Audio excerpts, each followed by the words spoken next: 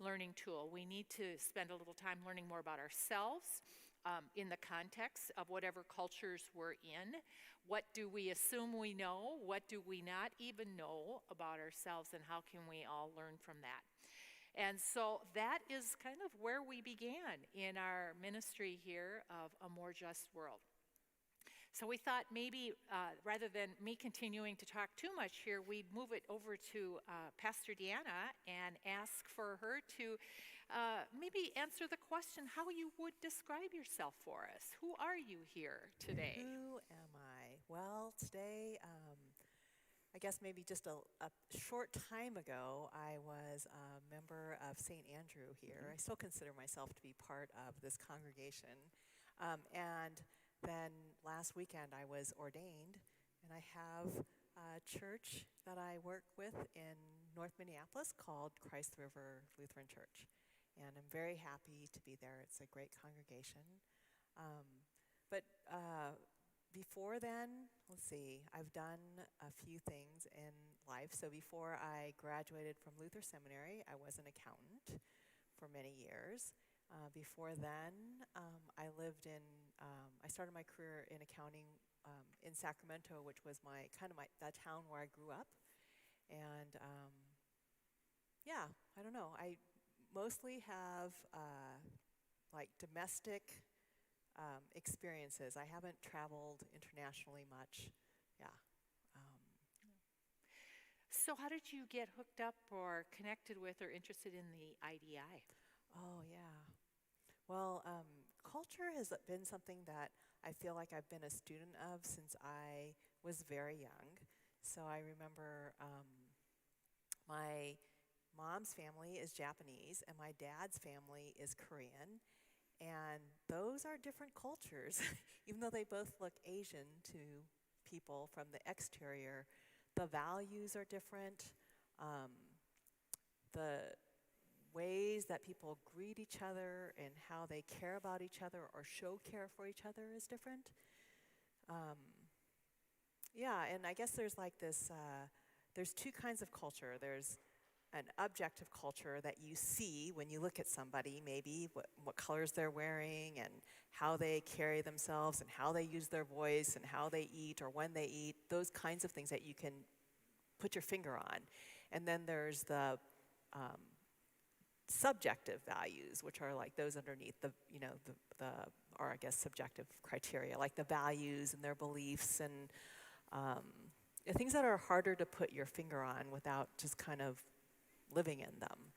But I did learn about different cultures from a very young age, and it was just interesting. It was interesting to see it across ethnicity, whether it's Japanese and Korean, or in California where there were a lot of Mexicans that came up from across the border, a lot of Cantonese that came over from China. It was a majority, so mostly minority people that were there from an ethnicity perspective.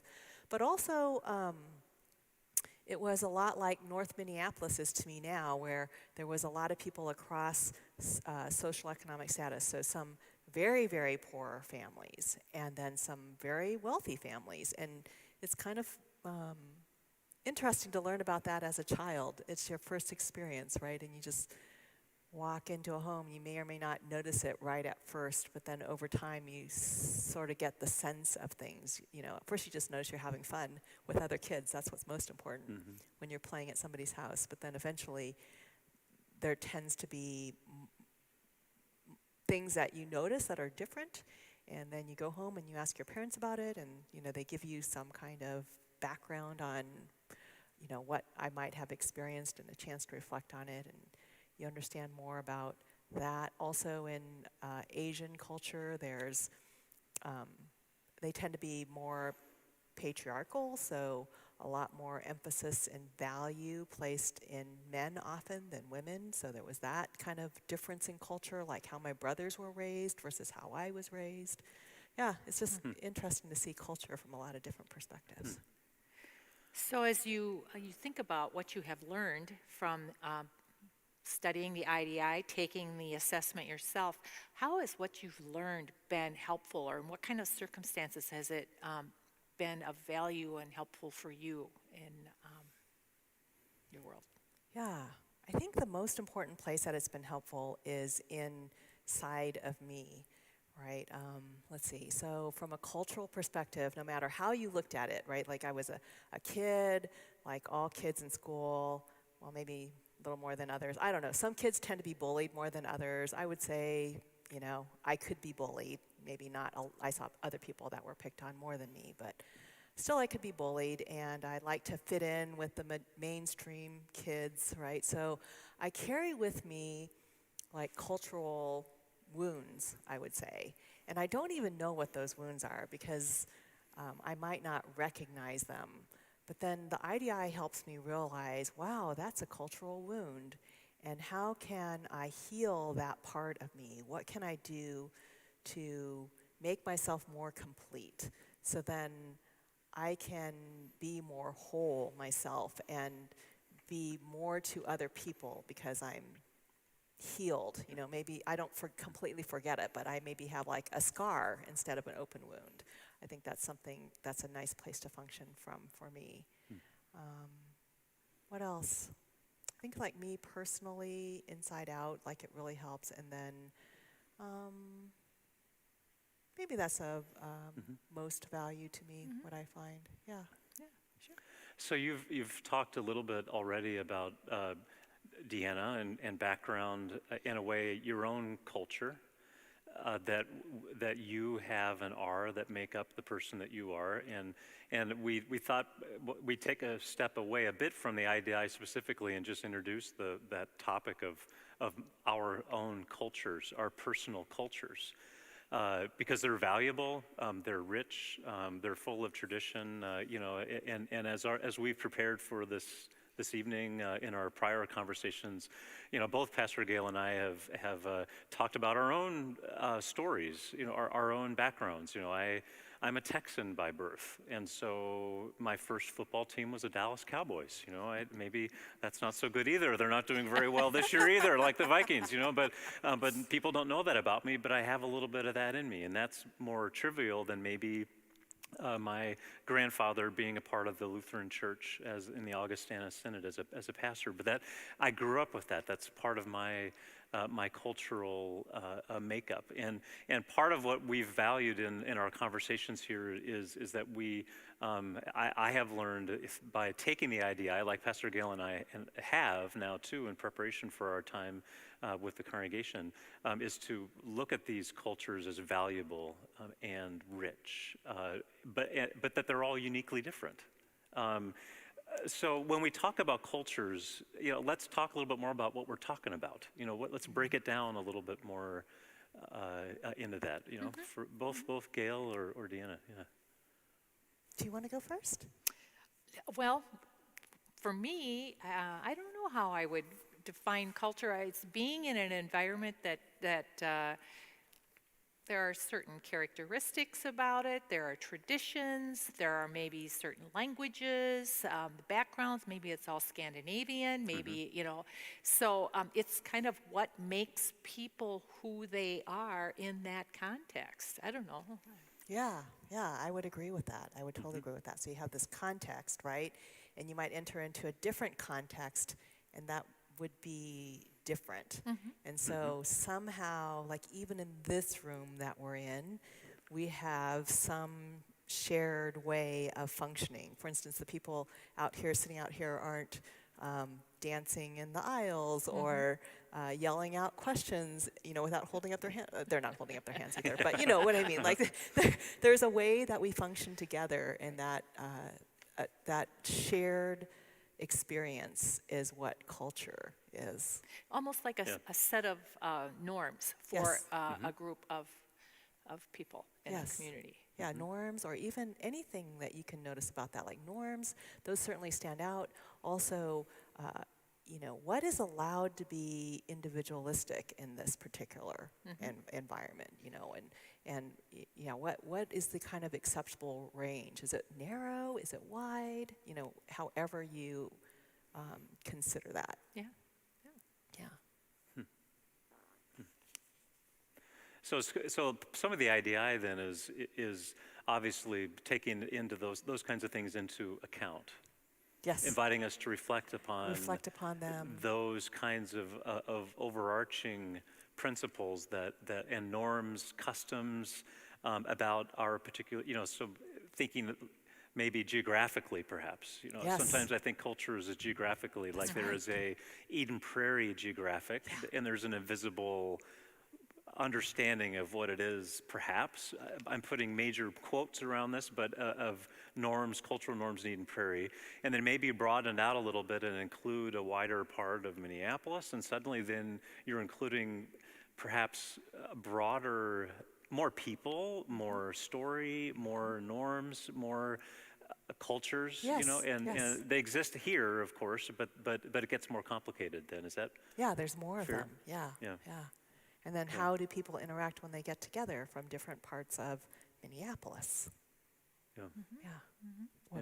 What becomes the norm in a new environment? How do you, culture, there's even culture setting, right? So the first time you meet with somebody, or some people, and the first time you're in a group, how is that culture established, and what is followed and conformed with versus what is maybe rebelled by many people, or, there's like all kinds of things that you can think about in how culture is created in a group. Yep. Yep. There are some, from my perspective, there are perhaps some easy ways to identify cultural differences based on where people might come from, and so one way to think of it is international perspectives, so if someone comes from the Middle East, or someone comes from the Far East, or someone comes from France, we assign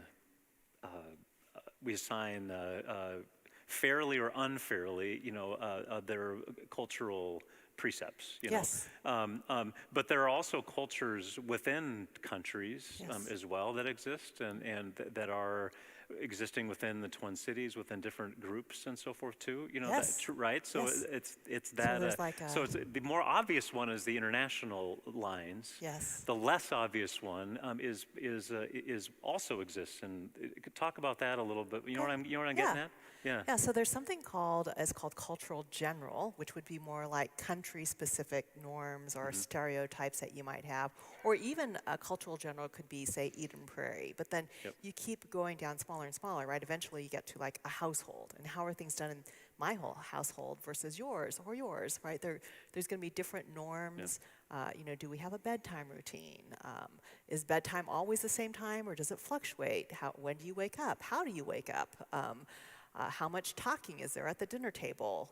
Are there, if you're watching something together, like a movie, do you allow phones to come out and play on the phones if you don't want to watch the movie that everybody else is watching? Like there's so many different things that happen. So that's like culture specific. So then you have like culture specific stuff in households, but cultural general stuff that come from like bigger groups of people together. Yeah. So culture can be a lot of different things, and a lot of people are a product of all the different cultures that they've experienced in some way or another, and then they carry that with them, and then when they go into a new setting, they have responses that are culturally embedded in them that they don't understand, maybe even. So I would say in general, in Eden Prairie, people don't yell really loud unless there's an emergency, or they're scared, or very limited situations. Do people walk around with a loud voice, ranting and raving, outside the church or inside the church? But in some parts of Minneapolis, that's normal.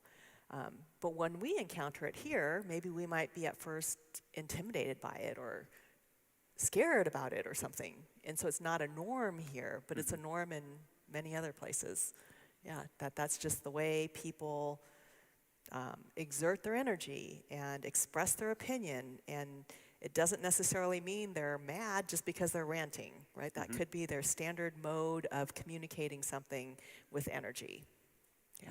I think about growing up. I grew up on a farm, so a rural community, but in the community itself, there were the kids who lived in town and the kids who didn't. And so we were the farm kids. And your whole mode of play, things that are fun for you as a child growing up on the farm, is very different than the play that you have in town. Or what I thought about your calling out, your yelling. I mean, we'd yell across the farm. I mean, when we wanted somebody, well, you would never do that here. You're Yell right. to Peter and from here into his office. Yeah, The norms are just different within those cultures. Yeah. So let's talk a little bit about the IDI more specifically. And so, when was it designed? Who designed it? There were two people, Mitch Hammer and Milton Bennett. And in the 1980s, Milton Bennett was kind of the scientist behind the psychometric model that they have, that they do in this assessment that you take, that's 50 questions long. And Milton Bennett kind of designed a lot of the learning behind it. I might have said that wrong, sorry. Mitch Hammer designed a lot of the learning that went with it and the words that went around. What is this tool, this assessment, telling you? And the roots were here in Minnesota, believe it or not. Really? Yeah, at the U of M. I would not have known that. How long ago was it developed then? It's been functioning for a few years? A long time. So this was like in the mid-1980s. I would say I think 1986 when the IDI assessment was first released. So they were working on it a little bit before then. And you can go back and see some of the articles that they wrote before they even had the IDI in place, just about culture and how that worked within different settings and different mindsets. Yeah. So who uses it today? Lots of different people use it. Corporations use it. So the first time I took it was when I was in my accounting firm. Okay. So that was about 15 years ago here in the Minneapolis office. A group of us in the accounting firm took this assessment, and there was a consulting company called Sentient at the time. I don't know, maybe they're still there. They were in Woodbury, and they came out to Minneapolis, and they gave us information on culture in the workplace and how that might be influencing how we interact with each other and how to grow our skills interculturally, cross-culturally, how to grow those skills and have a more global mindset so that we could be good leaders throughout the United States and internationally as we worked with international groups. Sorry, what was your question again? I just, who uses it today? Oh, who uses it? Yeah. Answered So that. there's corporations, there's, campuses use it. So like Bethel University, I think, has used it since 2004 with all the students that have come in to their campus, so all their enrolling students. Doctors have used it. There's been like 60 or more dissertations. So students that have studied how it's worked and its effectiveness in, say, in medicine. So how do doctors treat patients and how do patients respond to that treatment in a less intercultural environment, and then if there's some training in a more intercultural environment.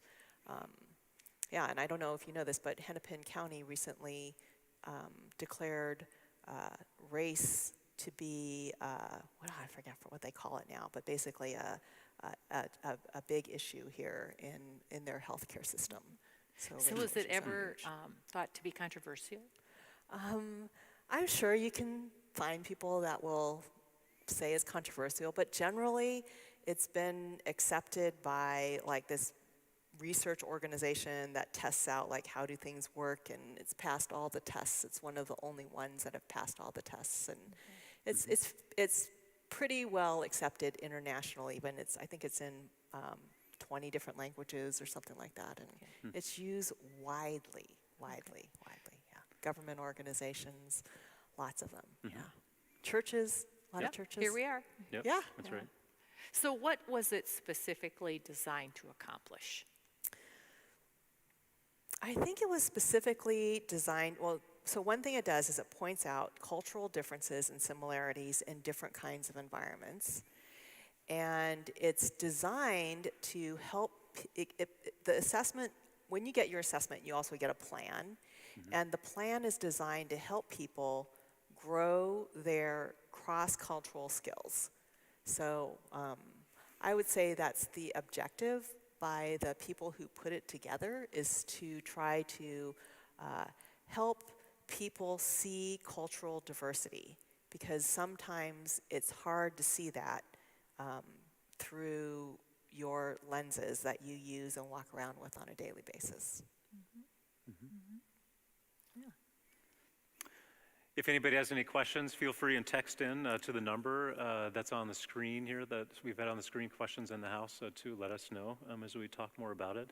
So the 50-question test then that's available online took about 15 minutes to take, as I did it here a few weeks ago. Yes.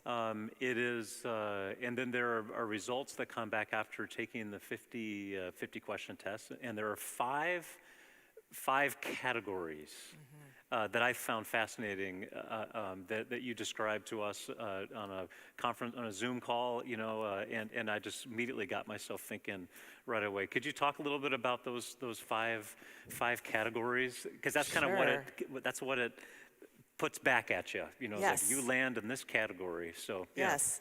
So there's a intercultural development continuum. So this continuum is a developmental continuum. And what a developmental continuum means is that you move from one place to another as you grow your skills culturally.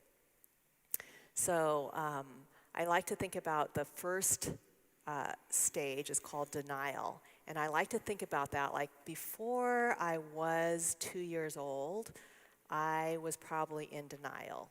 Because I remember living with my little family unit, me and my brother and my parents, and I didn't know any other family units. I had never spent a significant amount of time in another family unit. We didn't really gather with people very often because we were kind of just by ourselves in the Bay Area, and my mom was busy, and my dad, went to work at Lockheed at the time. So, yeah, we were just our own little family unit. We didn't play with other people very often. We didn't have a lot of family that we mingled with, like on a regular basis.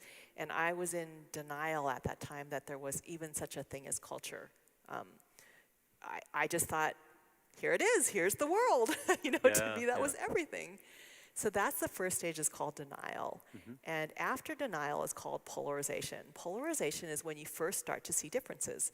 So I would start to see differences, and I didn't articulate them at the time in the way my parents did, but I can see how their words were really important to me.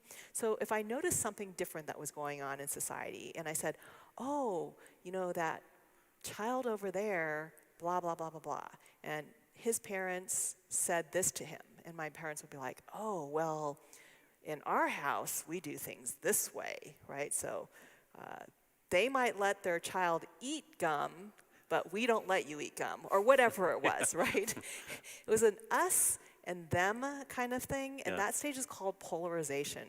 And so it's noticing differences in culture and seeing it from a place of, we do it the right way.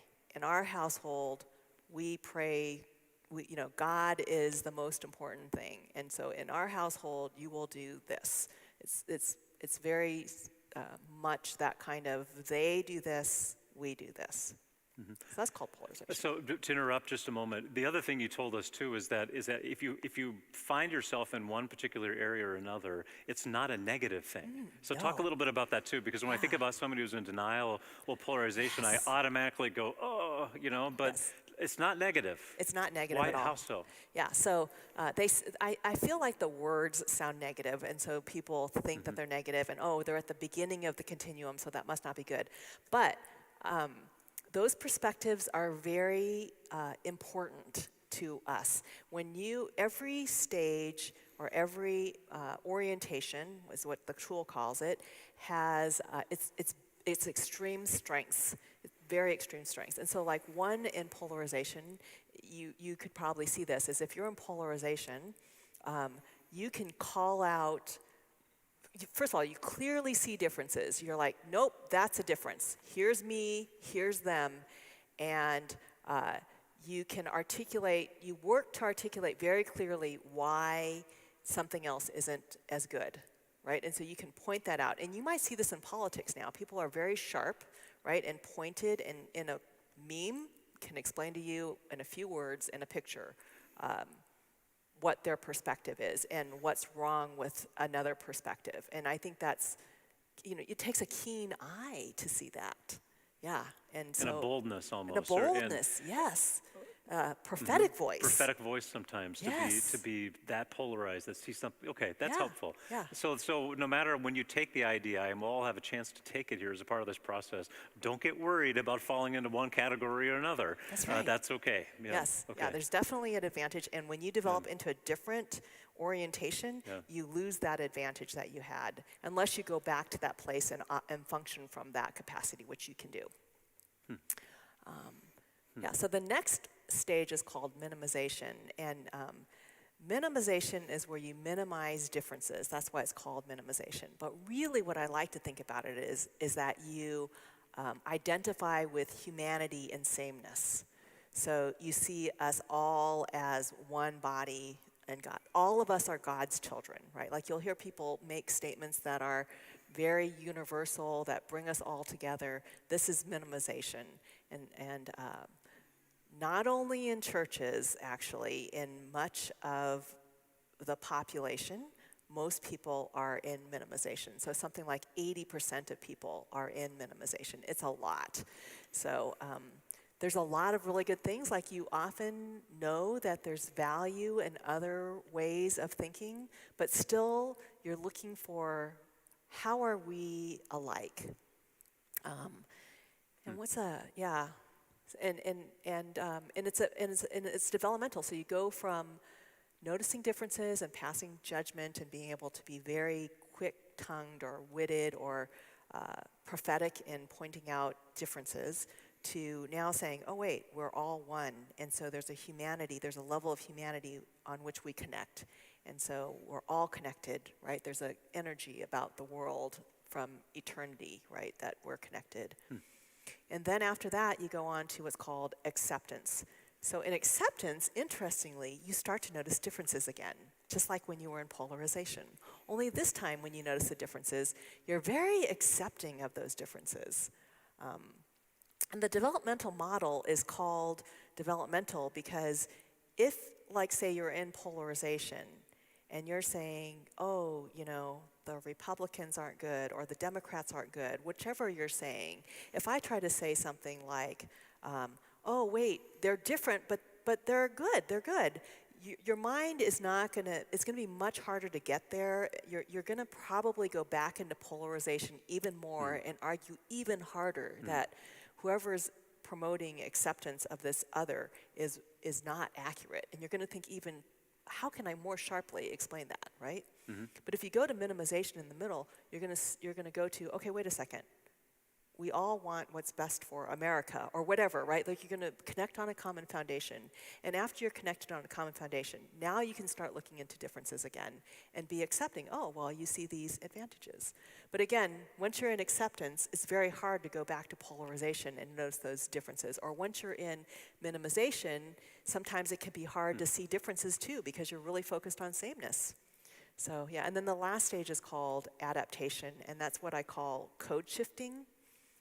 Where you walk into different kinds of places and you can, how do I want to say it? Like you can code shift, right? Like you know what people value right away and you can fit in. Or if you make a mistake, you almost know how to make sure people understand where you're really coming from. And so you're kind of a chameleon and you can culturally move and fit in a lot of different environments and really understand the environment that you're in, not just act like you do, right? Just you really get it. So a lot of people maybe would like to think they're in adaptation, but it's less than 2% of people. But it's a very small percentage. It's a very, very Okay. small percentage of people that are in adaptation. So again, 80% of people will Are there be like in any something famous people that fall into certain categories Oh, that you, that's I mean, good, I hadn't yeah. thought of that until just now, but what, Yeah. Well, I like to think that you have to let the tool do the work. Yeah, Right. yeah. Right. Like I would hate to say based on things that I notice in somebody. Oh yeah, they're Yeah, in this place. of Even if course. they say something that Yeah. sounds like, oh, that's minimization. Maybe it's really polarization in their perspective, Yeah. and so they're in. It could be anything that you're hearing, and you don't quite see it from their perspective. So I like to let the tool do the work, but yeah, I'm trying to think right now. I mean, it's easy to put politics and polarization. Yeah, that's not, I don't want to go there necessarily, Yes. but even if it's someone like who's in that adaptation mode, Yes. that is like the ultimate of that has that. I wonder if there is, I don't know, maybe there isn't. It's- I'll tell you, I know people that are in adaptation that are really good where they're at. And usually they dwell with others where the other person is. So once I saw this fabulous facilitator, and he was talking about diversity and how important diversity was, and that we accept other people, and he was trying to give examples in class for the students about intercultural, cross-cultural relations. And somebody who was very upset stood up after about the third week and said, why every week when I come here do I have to listen to this? It's like I leave on a Friday and the next Friday I have class again. I feel re-injured. It's like I have this wound and it's starting to heal, and every time I come in, you break it open again and it hurts. Like I just want to stop talking about this. Can we stop talking about this already? Like this is really getting on my nerves.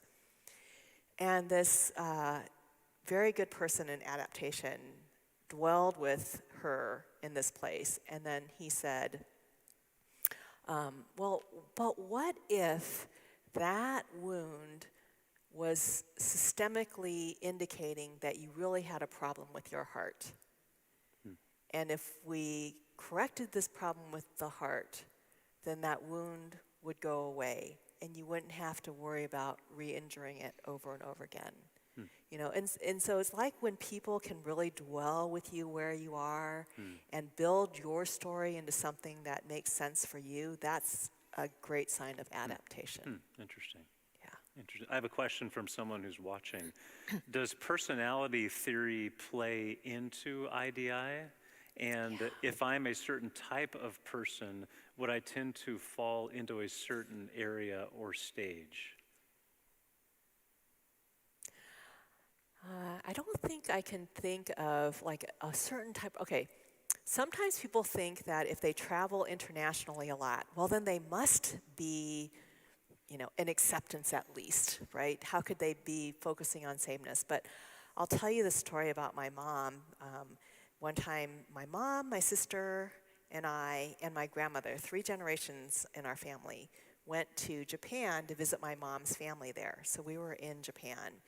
And we were staying in this hotel, and every day the breakfast buffet was filled with all these Japanese delicacies, things that we just wouldn't take the time to make here in America and put in a buffet for have all you want. But after the first couple of days, my mom got tired of it, and she walked in on the third day, and she's like, what is wrong with people in Japan? They can't even make toast. Right? They're making rice and stuff, right? And they're trying to make American toast, and there's this one little part of the buffet that's like American food with donuts and toast, and I'm sure they tasted terrible. But my mom was noticing this, and what struck me about that was that she was probably homesick and had regressed to a place where she could see Japan through her American lenses. And so she couldn't dwell with people who were in Japan and experience what it really was like to live in their culture. That was in the moment of homesickness beyond her capabilities. So can you take people and put them in categories? I don't think that you can. I just think that's hard.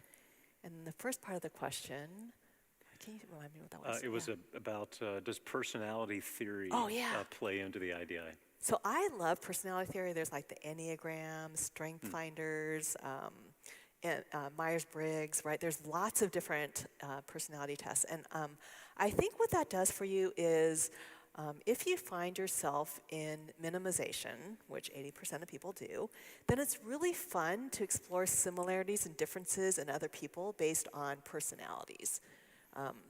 But the intercultural aspect of that does not necessarily, when the IDI measures cultural competence, it's not, or intercultural competence, it's not measuring, whether you're an introvert or an extrovert. Like, it's just a different scale.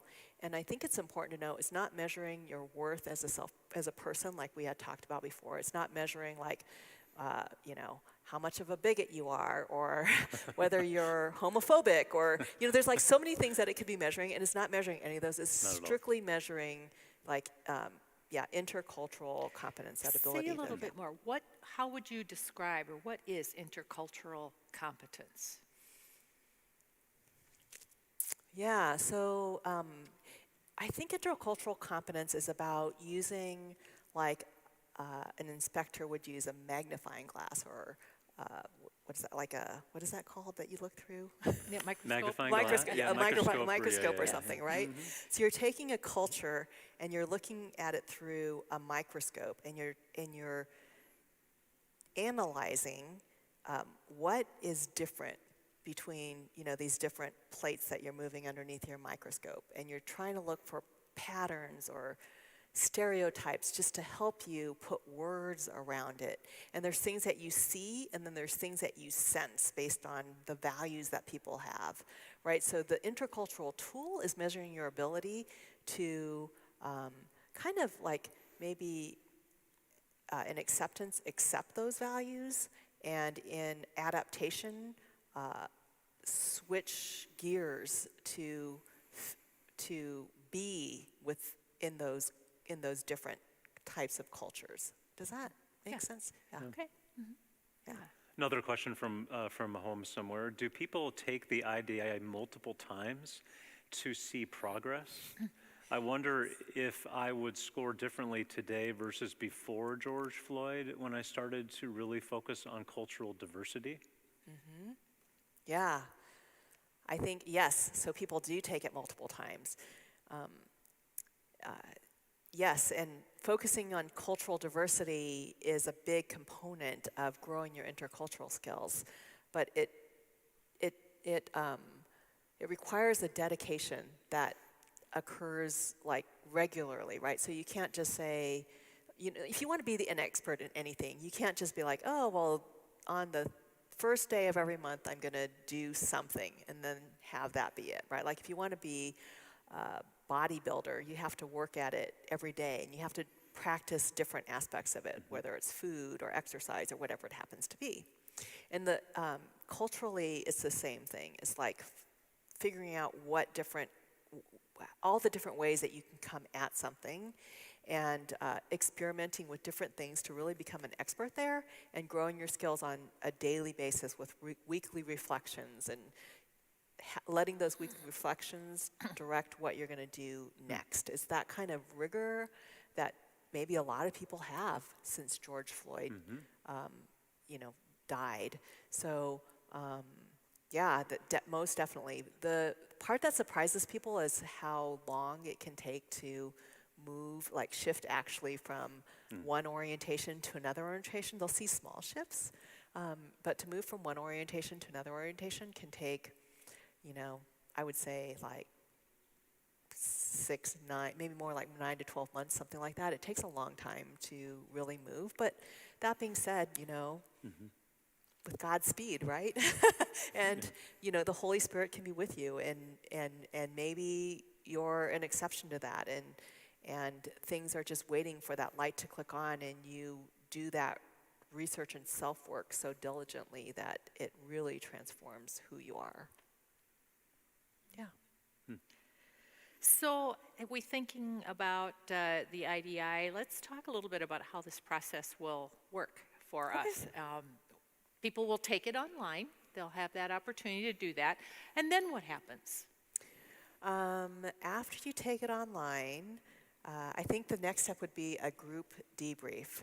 So we'll have an opportunity to see, for everybody at St. Andrew, how, as a group, for everybody that took it, did the scores look? So you get a sense for, here's the range, here's what people are thinking, here's where most of us are, and you'll learn a little bit more about the tool and what can be done with it at that point. And that So- sets you up, yeah. So if we're getting this as a congregation, will there be tools and processes that maybe as a congregation we might work on, or does it go down to more of an individual level? Oh, no. Yes, there are tools and things that you can do as a congregation. In fact, one of the best practices for making improvements or making growth for growing is interaction with other people. So what are other people learning, and reflecting with other people, because I can tell you something, Gail, and then you can say those words back to me, and when you say them back to me, I can learn from that, even though they came out of my mouth first. So this action, reflection, constant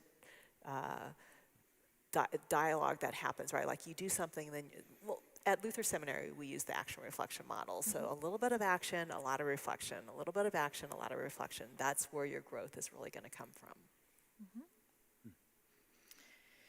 So the group debriefing will be on Wednesday, the 18th of November, is that right? That's how this will work? And Yes. we'll do that here. We will Yes. have an opportunity to do it online and in person, Yep. both. Yep.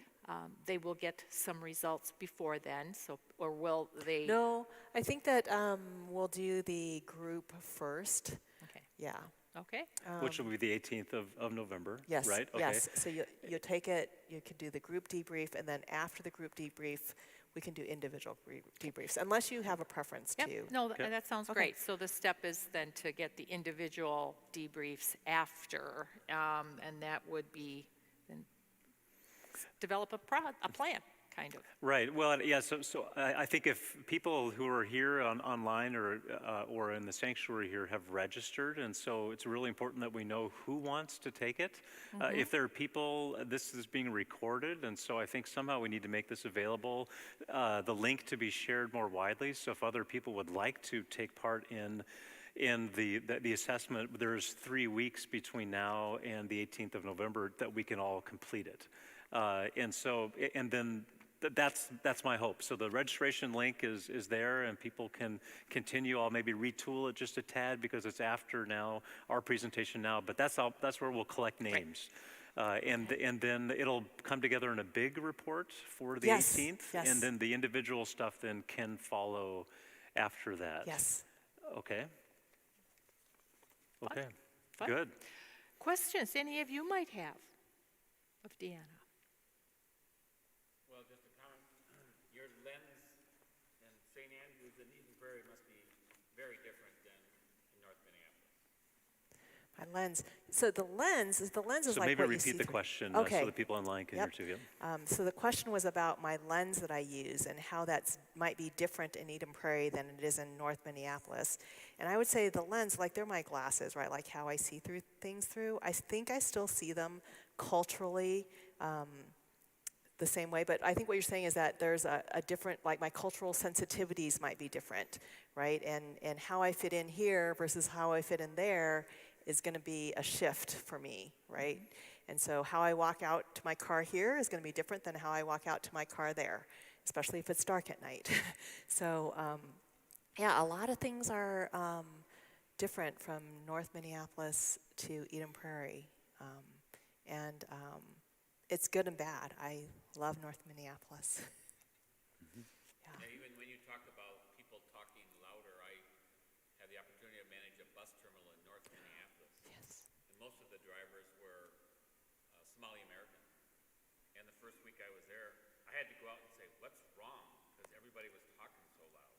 And they laughed because, no, we talk loud. Yes. You know, it's just so different. It's very different. So you're talking about being you manage a bus, I was managing a bus terminal. a school bus terminal, and so the drivers were Somali. Yep. And then they have a very loud way of talking. And another thing about their way of talking is in English, in Eden Prairie, at least, I noticed that when people talk, we kind of talk louder, and then as our sentences kind of come to an end, we talk lower, right? So there's this kind of lull in our voice, and it's almost melodic, right? It goes around and around, it's this rhythm. But in the Somali language, that level, I don't know how to measure that from a metric perspective, but that level of voice stays loud. It doesn't ever go down, so you don't know where the period is. Right? And in some languages, like in Mandarin, it can actually go up at the end. So what does that mean, right? And if you're not used to hearing it, it could be very abrasive on your ears. And you just think something must be wrong. And you're actually, your body can start to think, like hormones released in your body, that, wow, something is wrong, right? Something is not normal, but it's normal. It's normal. Yeah, that's a different, that's a objective cultural indicator. And then there's the subjective ones that, we investigate more when we're with people. Yeah. And it's kind of like an iceberg. The objective ones are on the top, and so it's a very small part of the iceberg. And then underneath the water level is where most of the iceberg is, and that's all the subjective stuff. So Another question from home is about the characteristic of empathy and whether that or not that is a trait of adaptation. And then I would follow it up by saying, are there qualities that people can have that are in different buckets while being the same person? Sure. Let's see, the way the IDI would talk about that is, you're the same person, but you have the ability, so the IDI measures your primary orientation, or where you function from most of the time. Okay, so let's just say I function in minimization. However, if we're driving and another driver gets on my nerves, I'm probably going to jump into polarization pretty darn quickly. So that might not be my primary mode, but I can function in polarization, and I know how to do that. And that's, I have experience doing that. Similarly, I can be in minimization, but sometimes find a way to focus in acceptance maybe. It's just not my primary mode, and I can continually go back to my comfort zone of minimization. So that's one way to think about how the IDI functions. And then the first part, empathy is a character empathy, trait yes. of adaptation. I think the answer is it helps. Yeah, it helps to be able to kind of wallow in the culture of somebody else. Oh, this reminds me. So like there was this one time I preached in a church, and a man came up to me. Before I preached, I talked about my culture. And people wanted to know where I was from and my family, so I explained my family, and I was explaining in Japanese terms how we say table grace.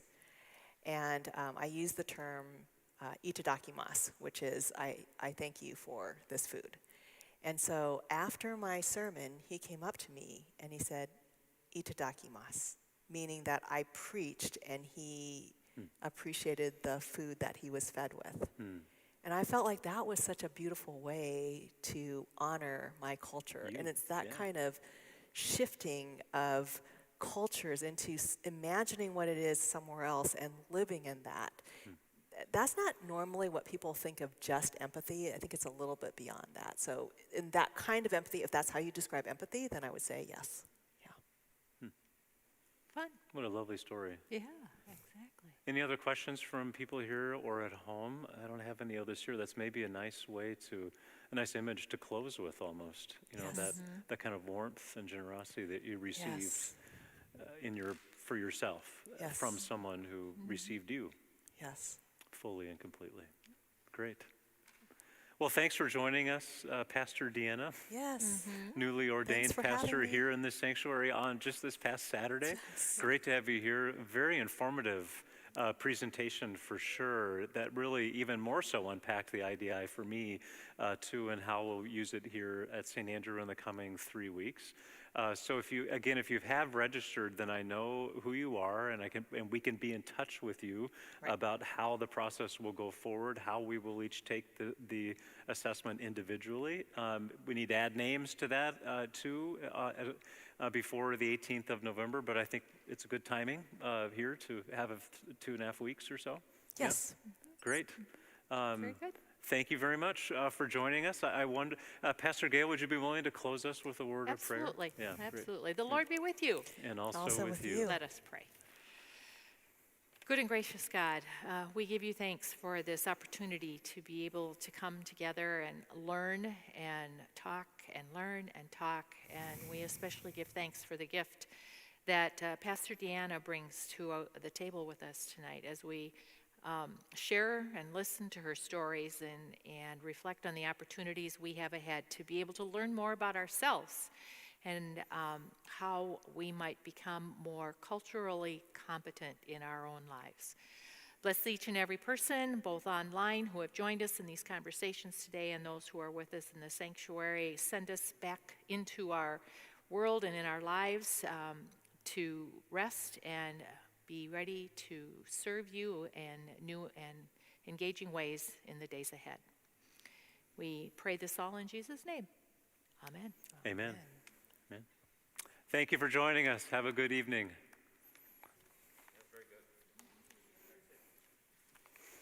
Thank you guys for